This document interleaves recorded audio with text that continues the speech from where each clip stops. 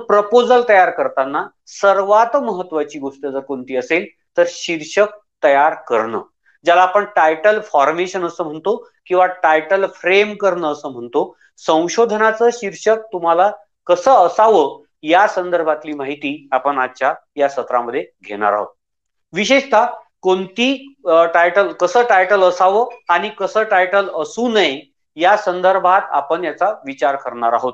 Title do आणि don't या दोन्ही गोष्टीचा विचार आपल्याला प्रामुख्याने या सत्रामध्ये करायचा आहे.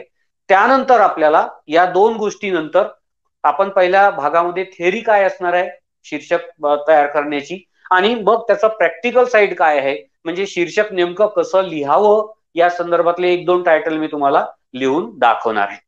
या दरम्यान तुम्हाला कोणताही प्रश्न उपस्थित झाला, तुमच्या मनामध्ये कोणतीही शंका निर्माण झाली तर तुम्ही मला चॅट बॉक्समध्ये थेट विचारू शकणार आहात. का